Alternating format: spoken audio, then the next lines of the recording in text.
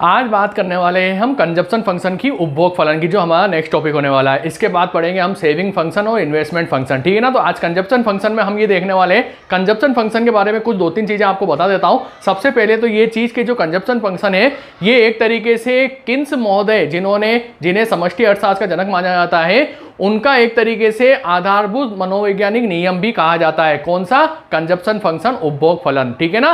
क्योंकि किन्स महोदय ने ये चीज बताई थी कि उपभोग कैसे बढ़ता है आय बढ़ने पर, ठीक है ना। तो वही चीज हम पढ़ने वाले हैं। एक चीज और बता देता हूं, किन्स महोदय ने बताया था कि अर्थव्यवस्था में अपूर्ण रोजगार पाया जाता है। उनसे पहले जो क्लासिकल अर्थशास्त्री थे उन्होंने कहा था पूर्ण रोजगार पाया जाता है, लेकिन 1929-30 में मंदी आई और किन्स महोदय ने 1936 में अपनी पुस्तक लिखी, the general theory of employment, interest and money. उस पुस्तक में उन्होंने बताया कि मार्केट जो है, इकोनॉमी जो है, उसमें अपूर्ण रोजगार होता है, पूर्ण रोजगार नहीं पाया जाता है। तो ये एक नंबर का क्वेश्चन पूछा जाता है, पुस्तक कौन सी है किन्स महोदय की, समष्टि अर्थशास्त्र के जनक कौन है, मैक्रो इकोनॉमिक्स के, तो वो आप बता सकते हो, ठीक है ना। अब चलते हैं हम हमारे टॉपिक पे, जो कि है उपभोग फलन की अवधारणा, जैसा कि मैंने यहाँ पे लिख रखा है, ठीक है ना।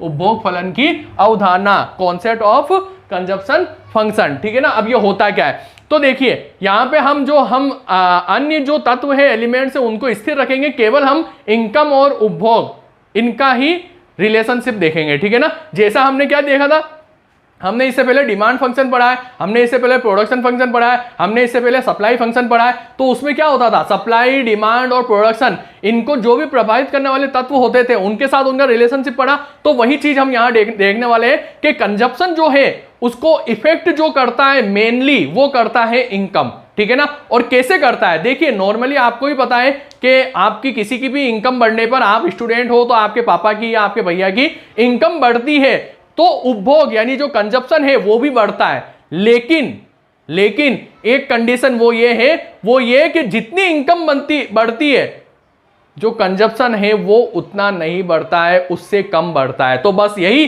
किन्स का मनोवैज्ञानिक नियम है, जिसे हम उपभोग फलन कहते हैं। तो जैसा कि मैंने यहां लिख रखा है, आय बढ़ने पर उपभोग भी बढ़ता है, ये देखिए आप, ठीक है ना। उपभोग भी बढ़ता है, ये तो आपको पता है और होना भी चाहिए। अब देखिए, लेकिन अपेक्षाकृत कम अनुपात में, ठीक है ना। अब देखिए आप, जैसे इनकम जो है वो इंक्रीज हुई तो जो कंजप्शन है वो भी इंक्रीज होगा, ठीक है ना। लेकिन अगर इनकम मान लो 100 बढ़ी तो कंजप्शन जो है वो 80 ही बढ़ेगा। मतलब चेंज अगर मान लो इनकम जो है वो 200 से 300 हो गई तो चेंज कितने का आया, 100 का आया। और जो कंजप्शन है वो 100 से क्या हो गया, 100 से 180 हो गया, ठीक है ना। यानी इसमें क्या फर्क आया, 80 का फर्क आया, ठीक है ना। तो ये कहलाता है उपभोग फलन कंजप्शन फंक्शन, जिसे किन्स का मनोवैज्ञानिक नियम भी कहा जाता है। अब इसको समीकरण, जैसे हमने डिमांड फंक्शन में देखा था, एक समीकरण इक्वेशन बनाई थी, वैसे ही हम इक्वेशन बना सकते हैं। यानी जो कंजप्शन है वो एक चीज से रिलेट कर रहे हैं हम, किससे, इनकम से, ठीक है ना। यानी कंजप्शन जो है वो हो गया हमारा डिपेंडेंट वेरिएबल, और जो फंक्शन है ये किसका है, y का, यानी इनकम का। इनकम को हमेशा इकोनॉमिक्स में y से प्रदर्शित करते हैं और I से करते हैं हम इन्वेस्टमेंट को, ठीक है ना।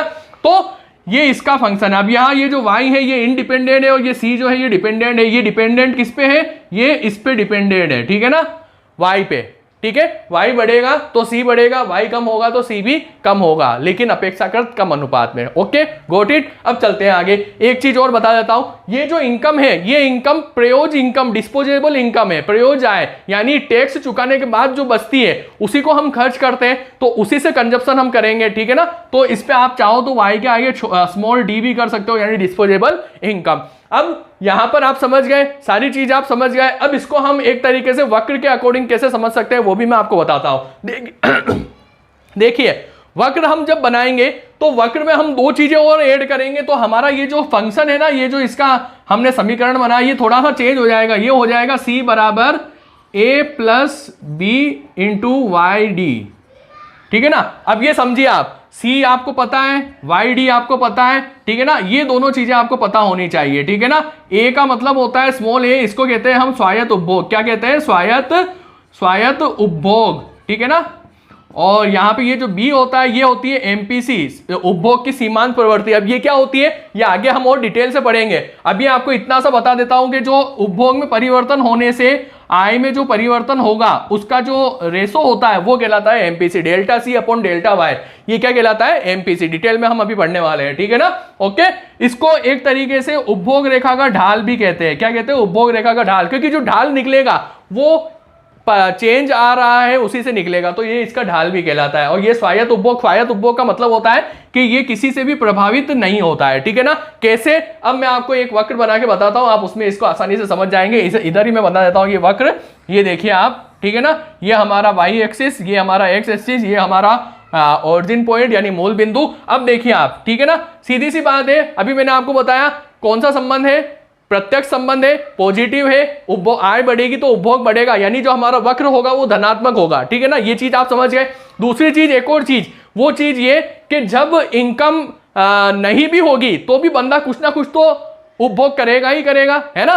तो हम इसको उपभोग जो है वो जीरो से स्टार्ट नहीं होगा, क्योंकि जीरो उपभोग नहीं करेंगे, हमें खाने पीने के लिए कुछ ना कुछ तो चाहिए रहने के लिए, तो उपभोग हम यहां से स्टार्ट कर सकते हैं। और इस तरीके से ये जो रेखा आई धनात्मक रेखा, ये हमारी कहलाई, क्या कहलाई? सी बराबर ए प्लस बी इंटू वाई। आप डी लगाना चाहो तो लगा लीजिए, ठीक है ना। अब ये कैसे आए ये भी आपको समझाता हूं, ठीक है ना। फॉर एग्जांपल मान लो यहाँ पे जो ये इस साइड में जो है हमारा, ये मैं मिटा देता हूं थोड़ा सा, ये जो है हमारा ये उपभोग है, ठीक है ना। और ये जो है हमारी ये आय है, इनकम है एक्स एक्सिस पे, ठीक है ना। ये हमारा उपभोग मान लो 100 है, यहाँ पे 50 है और यहाँ पे ये 0 है, ठीक है ना। ओके, ठीक है। अब इसी तरीके से हम इसको बढ़ाते हैं 50-50 के अंतराल से, 200 कर दिया, 250 कर दिया, 300 कर दिया, 350 कर दिया, 40 कर दिया, 400 और ये 450 और ये 500, ठीक है ना। 50-50 से हमने बढ़ाया। अब यहाँ पे इनकम जो हम बढ़ाएंगे वो बढ़ाएंगे हम 100 से, 100, 200, 300, 400, 500 और ये 600, ठीक है ना। अब इधर देखिए आप, इधर देखिए, अब 100 से क्यों स्टार्ट किया ये चीज समझना।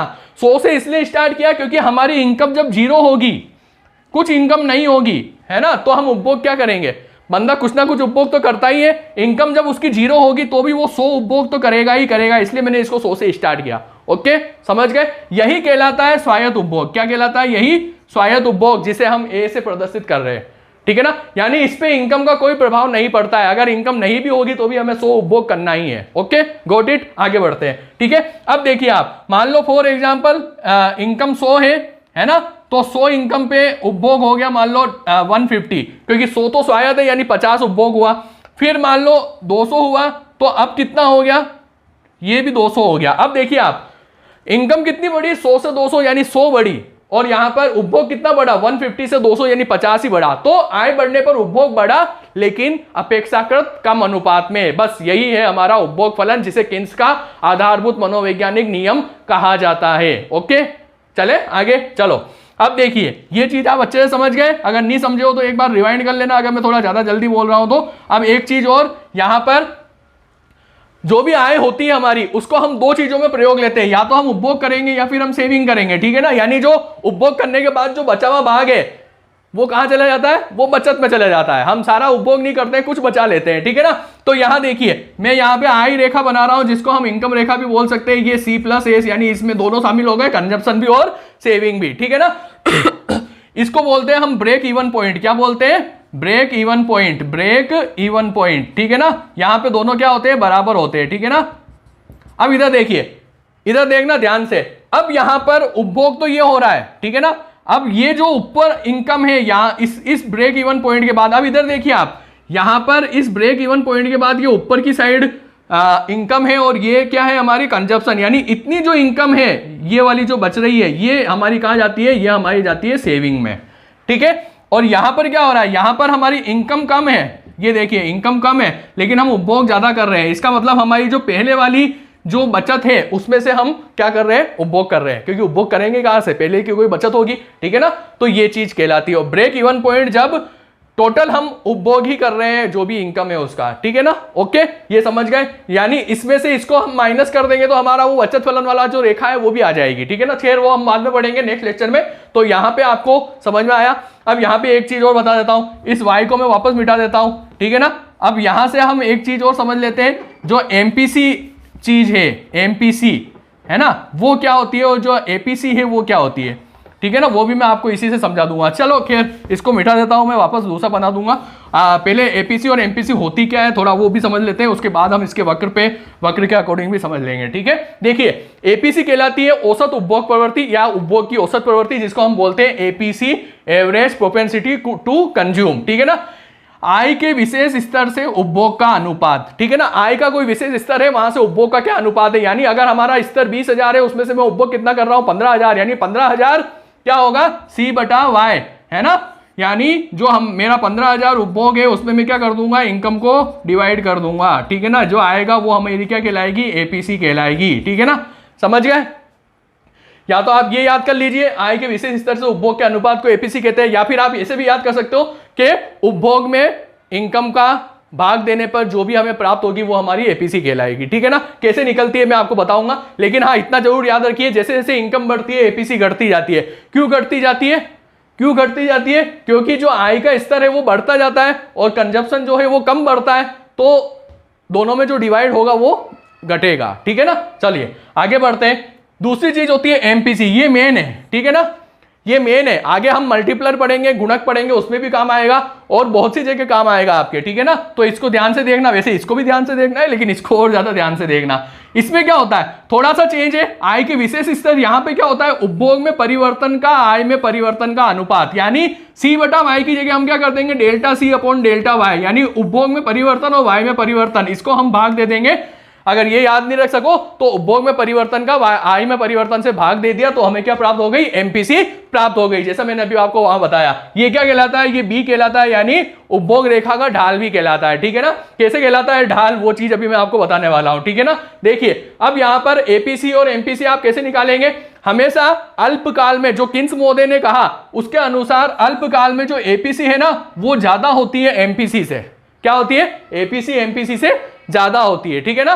जबकि दीर्घ काल में, अगर समय लंबा हो, दीर्घ काल का हो, ठीक है ना, तो वहां पर क्या होता है, वहां पर एपीसी और एमपीसी ये दोनों बराबर हो जाती है, ठीक है ना। इतना ध्यान रखना, बहुत ही इंपॉर्टेंट चीज है ये, है ना। एपीसी ज्यादा होती है एमपीसी से अल्पकाल में और दीर्घ काल में दोनों बराबर हो जाती है। दीर्घ काल में क्या होता है, जो हमने वक्र बनाया था ना, उस वक्र में जो आय रेखा थी ना बीच में बिल्कुल 45 डिग्री की रेखा वाली, वो एक तरीके से उपभोग रेखा हो जाती है। क्यों, क्योंकि जितनी आय बढ़ती है उतना ही उपभोग बढ़ता है, जितनी आय कम होती है उतना ही उपभोग कम हो जाता है। वो दीर्घकाल वाले लोगों का मानना है, लेकिन हमें अल्पकाल ज्यादा सही तरीके से देखना है, क्योंकि दीर्घकाल में बहुत सी चीजें चेंज होती रहती है, हमें उस पर नहीं जाना है, ठीक है ना। फिर भी मैंने आपको चीज बता दी है, ठीक है ना। अब देखिए आप, अब एपीसी कैसे निकालेंगे। फॉर एग्जांपल अगर मैं वही एग्जांपल लूं, हमने वहां पे उपभोग और आय दोनों लिख रखे थे, दोनों के स्तर, मान लो आय का स्तर 0 है, ठीक है ना, इनकम 0 है, और जो मैं मिटा देता हूं इसको एक बार, ठीक है ना। देखिए इधर आय का स्तर जो है y और उपभोग का स्तर है वो, और एपीसी और फिर एमपीसी, ये चीज हमें चाहिए तो ये निकल जाएगी। देखिए y का स्तर 0 था, फिर 100 था, फिर 200 था, फिर 300 था, फिर 400 था, फिर 500 था, ठीक है ना, इस तरीके से थे, ठीक है। जो उपभोग था हमारा वो 100 था, फिर 150 था, 50 से बढ़ाया था हमने, 200, 250, 300, 350 और 400, ठीक है ना। अब देखिए एपीसी कैसे निकलेगी, एपीसी तो निकलेगी कि आप क्या करेंगे, 100 में 0 का भाग देंगे, ठीक है। तो 100 में 0 का C/Y करेंगे, और इसके लिए क्या करेंगे, ΔC/ΔY, ठीक है ना।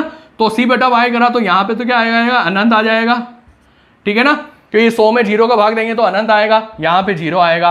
फिर आगे बढ़ते हैं, 100 में 150 का भाग देंगे, ठीक है ना, सॉरी 150 में 100 का भाग देंगे तो लगभग 1.5 आएगा। फिर 200 में 200 का, यानी यहाँ पे 1 आएगा, ठीक है ना। तो इस तरीके से एपीसी क्या हो रही है, अनंत, फिर 1.5, फिर 1, और फिर यहाँ पे 0 पॉइंट समथिंग आ जाएगी, यहाँ पे भी 0 पॉइंट, यानी कंटिन्यू घटती जाएगी, ठीक है ना, लेकिन इससे ज्यादा रहेगी। अब यहाँ देखिए अंतर कितने का आया, 100 से 150 यानी 50 का, और ये 0 से 100 यानी 100 का, यानी 50/100 यानी 0.5।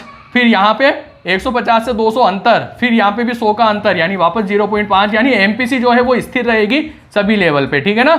ये कब होता है? ये होता है अल्पकाल में, ठीक है ना, और ये घटती जाएगी, लेकिन इससे ज्यादा रहेगी ये हमेशा, ठीक है ना, ग्रेटर देन रहेगी, ठीक है ना, अल्पकाल में अगर हम देखते हैं तो, ठीक है। तो इस तरीके से एपीसी और एमपीसी निकल जाएगी। एक चीज और, जो एमपीसी का जो मूल्य होता है ना, वो 0 से ज्यादा होता है और 1 से कम होता है, ठीक है ना, इतना ध्यान रखना।